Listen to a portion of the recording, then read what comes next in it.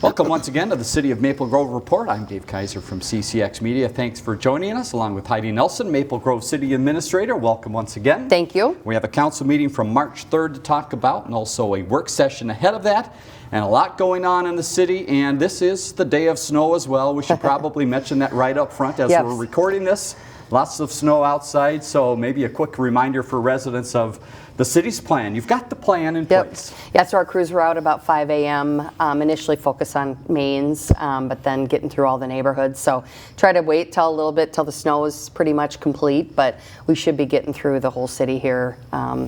We're getting into 5 a.m. Oh, we're about 4 hours in. Yeah. About by noon, we should be getting through most of the city. Sounds good. All right, drive carefully out there. So to the meeting on the 3rd, the work session was first, and two topics. The first is emergency management training session overview. Yep. Tell us why this occurs and what the topic was. Yeah, we try to do this with the council every so often, particularly when we have new council members, is just kind of walk through our emergency management process and plan. So we set up the EOC kind of in the structure and format that we would do in response to an emergency. We also do this annually at Maple Grove Days just to exercise our process and understand who plays what roles during an emergency. So we did set that up to kind of show that, and had our fire department, police staff there to kind of talk through the various roles and who plays those roles during an emergency, and then kind of what the structure of our plan is and how we respond during those times. And when something grows to be outside of the scope of Maple Grove and we're pulling in county, state, federal resources, how those decisions are made and that process works. So just a good refresher for everybody, good for our staff too, and department directors, just to be a good reminder. We're heading into spring storm season here. Right. That's probably the biggest risk for Maple Grove is, some sort of, tornado, straight line winds, that type of storm. And so those are things that we respond to. And so good reminder for everybody and refresh on the training. Second item on the work session on the 3rd was all about water capacity study and next steps on centralized softening. Give us a little recap of that meeting. Yeah, so we've been doing a lot of work around the issue of kind of the capacity of our water treatment plant and options for maybe changing how we treat the water, and then what eventual capacity we'll need to build out to.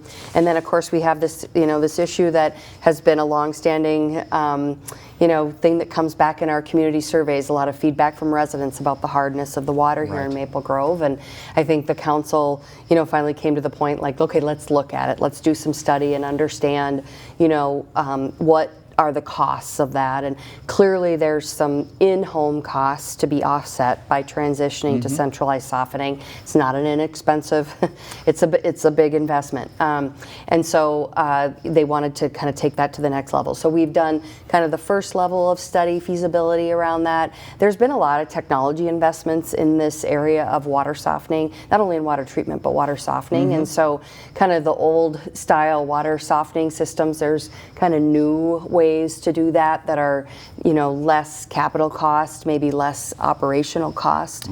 And so those are the types of things that we reviewed, this kind of understanding what type of system would be best for Maple Grove if the council wanted to pursue this. And then on the capacity side, really looking at our growth and what that's going to look like. Today we serve Osseo completely with water, the southern portion of Dayton, which we likely will always serve into the future here. And then today we serve the eastern edge of Corcoran. Corcoran is building out their own system kind of on the north side, but we'll continue to serve them on the south side. So also looking at their growth and their projections and what kind of water demand they're going to have as sort of a wholesale customer. So lots of work there in assembling all that data and putting those projections together. But council was supportive of like taking that water softening exploration to the next level, and then continuing on this water capacity, and kind of we're sort of targeting probably a 2030 time frame for some water capacity expansion on the water treatment plant. Come along with that is some new wells, so sort of the whole system. So we're going to be taking all those studies now to the next level, probably another year's worth of work here to continue to explore both of those. So lots of good information available on the website about this in the packet, and then more to come. We probably won't be back with the council, maybe another 9 months or even a year till we come back to the council with kind of the next set of information that we've learned about advancing study. And that website, again, if you want to look at that additional information, maplegrovemn.gov. Now to the council meeting on the 3rd, about an hour and 40 minutes. One longer item in community development. We'll get to that in a second. Nothing from consent, but some great special events at the beginning of the meeting. And first was the Lions up. What were they up to? Yeah, so the Lions, being the good Lions that they are, we are so grateful for their partnership and their support of the city. They donated $25,000 to the police department to help cover the cost of new badges and patches. And some of this was driven, by the change of the state flag and seal. So those things are reflected in our badges and our patches, our squad cars, all those types of things. And many departments are having to go through this with that change at the state level. So grateful to the Lions for coming to the table. We went through a pretty collaborative process internal at the police department. The officers and staff were involved in helping design that. We have an internal committee called the Strive Committee that's made up of officers looking at, if we're doing sort of a project, example is the Purple Patch program, that kind of thing. So they took on this, this badge and patch issue for kind of the change of the design. So good work there internally by the police department that involved a lot of our staff. And then just super grateful to the Lions. Phil Leith, new president of the Lions Club, of course, former council member, active community member, and really appreciate his leadership there and then support for this, sort of thing that we needed to do for the police department, but something that I think a lot of cities, really weren't planning for financially. So grateful to the Lions for that partnership. And many Lions in the audience too, that all turned out for a nice picture as well. So great event there. Second presentation, Experience Maple Grove, and they had their annual update. Give us a recap of their presentation. Yeah, so Ann Anderson and Greg Ansels were in to provide the update of the work of Experience Maple Grove. Again, this is our destination management organization that is funded off the hotel tax in Maple Grove. So if you stay in a hotel, you pay a 3% tax in Maple Grove, and that goes to fund this organization. Generates just shy of about $1 million a year to support this, and we drive, Experience Maple Grove drives that money back into marketing and promoting, bringing events to Maple Grove. And so just a great presentation. It's out there on the website if folks want to go take a look at that, about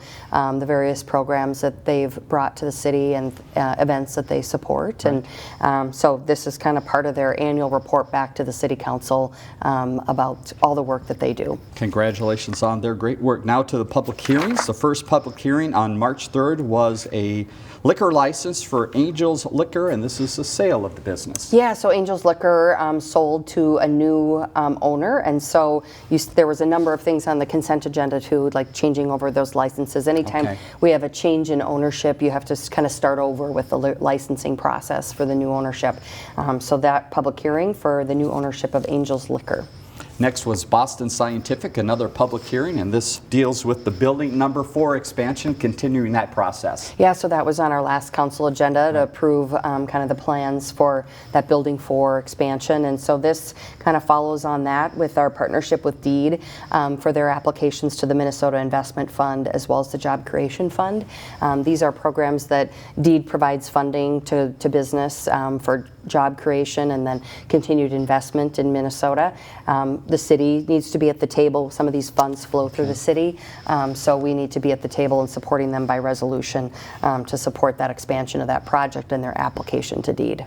Let's move ahead on the meeting to community and economic development items, and the big item was Bella Woods. This took about 50 minutes of the meeting, and this has been working its way from the council to the planning commission, through the planning commission, now back to the council. Tell us about that long discussion. Yeah, so this is, a development that's been in front of us in a number of forms.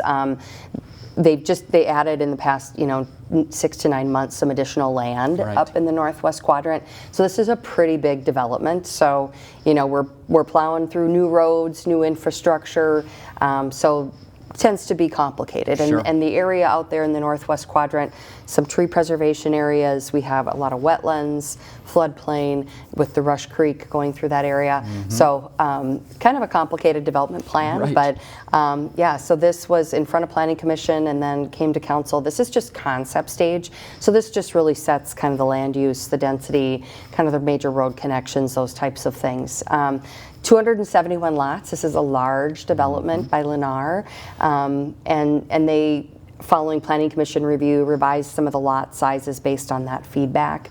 But I think, this one got approved on a 4-1 vote based on, some discussion about lot size, that type of thing. Right. So this is, good direction now for the developer to go back, and they'll have to come back with development stage, which brings a lot more detail with it in terms of their grading and how they're going to deal with floodplain.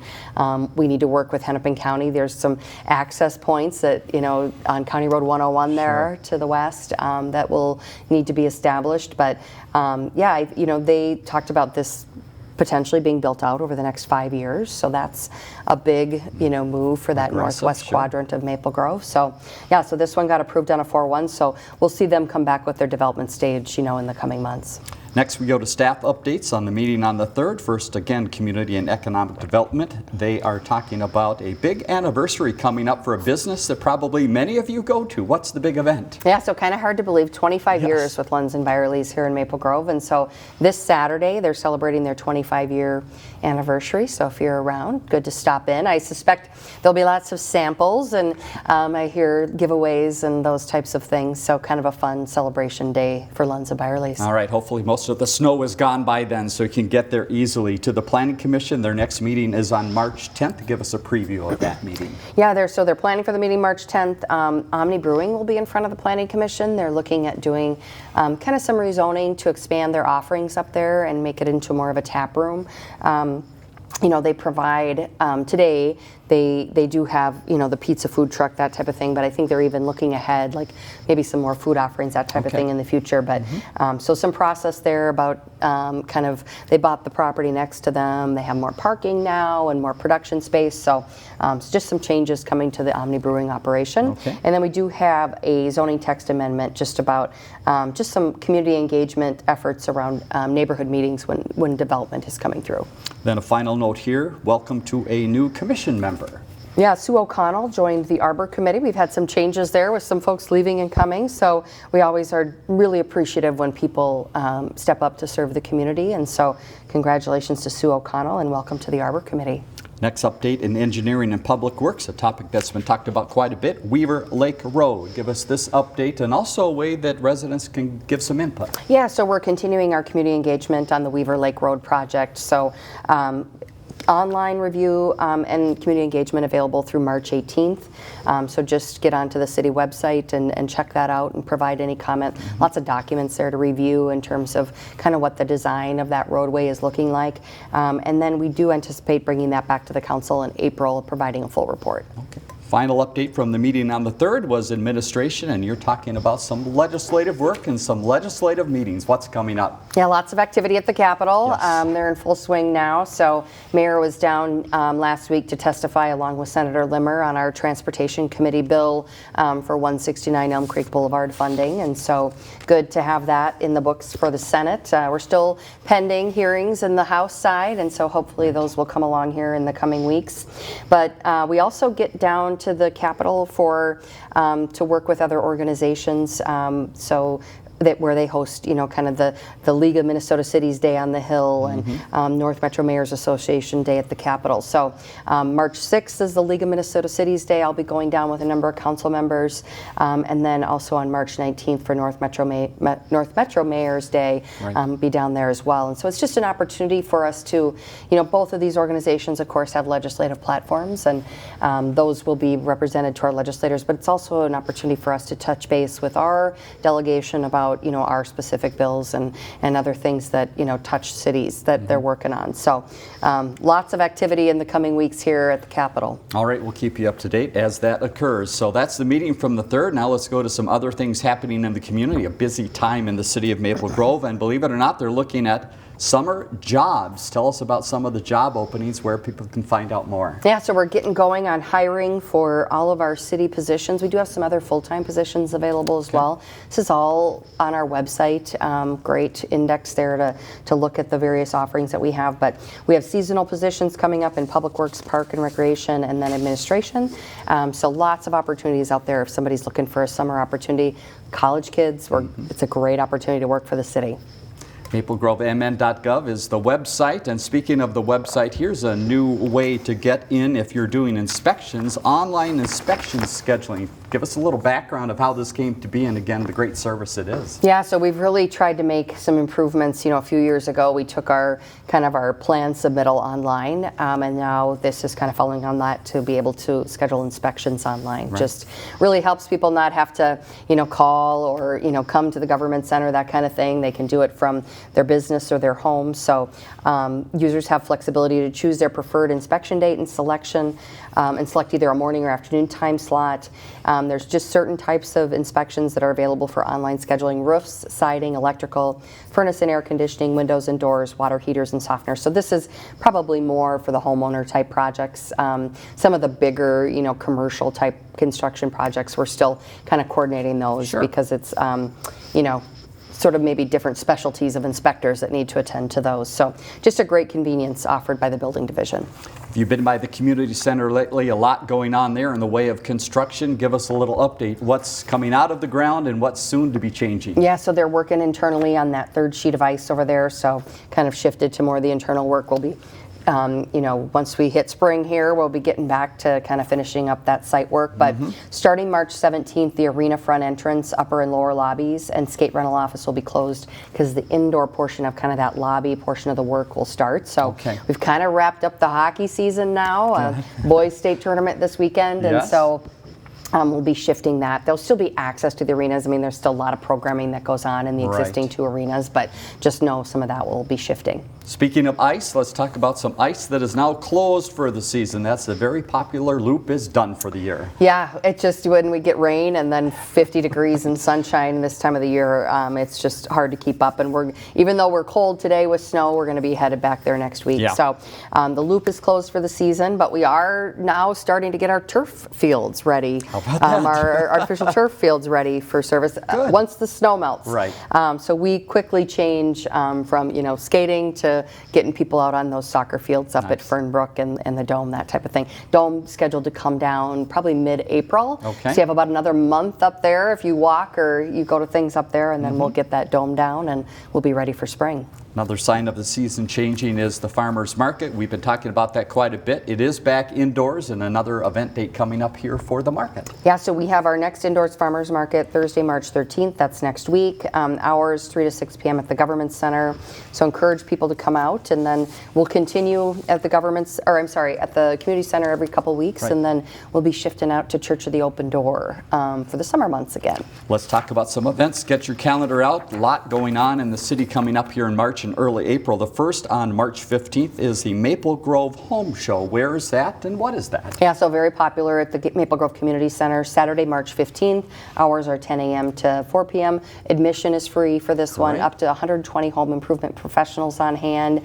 Outdoor items, landscape, fencing, indoor items, kitchens and baths. So Saturday, March 15th from 10 to 4. Another event coming up in March that's got a great name, Rock Your Socks. What is this event and who's it benefit? Yeah, so this is just a great event celebrating World Down Syndrome Awareness Day on Friday, March 21st. This is a free event at the Community Center in the gym. All ages are invited. We have carnival games, music. It's 4 to 6:30 p.m. March 21 is symbolic because people with Down syndrome have 3 copies of their 21st chromosome. So they encourage people to wear brightly colored mismatched socks on this day. And because if you look under a microscope, those chromosomes look like a pair of socks. So a very fun event that has grown in attendance over the years. Another event coming up, an annual one coming up on April 1st, and this is to benefit Cross, and this is called Empty Bowls. Yeah, so Cross, of course, is the longtime food shelf that serves the Maple Grove and area and surrounding communities. This is their annual event, Empty Bowls, Tuesday, April 1st, from 4 to 7, Church of the Open Door in Maple Grove. So this one's up. Sometimes it's been at the community center. This one's moving up to Church of the Open Door. Good to know. This is a time for the community to come out and enjoy good food and support neighbors in need. So proceeds benefit Cross services and the work they do in our community, and and the Northwest Metro. So in addition to kind of the food shelf services, they provide financial assistance for housing and utilities, a birthday and Christmas toy shop, and then clothing and small goods. So across a very important service in our community. Yeah, neat community event. Final note to pass along, if you got excited when Heidi mentioned the outdoor fields, well, here's more excitement for you, because soon the guide will be out to tell you how to use those fields. When's that come? Yeah, so all the summer park and rec programs, the activity guide will be posted on the website soon. Registration for all programs is available again on March 21st. Yeah. And then the senior activity guide is available right now with a great variety of programs. So we'll be into summer before we know it. Yeah, a lot of people looking for that. And again, register early, because some of those things fill up. So get your name in there fast. Heidi, thanks again for stopping by and all the information. You're welcome. Let's leave you with the next council meeting date and also information again about the website.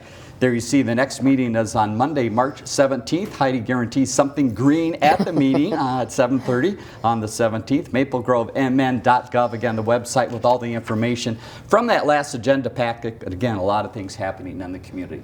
For Heidi Nelson, I'm Dave Kaiser. Thanks for joining us on the City of Maple Grove Report.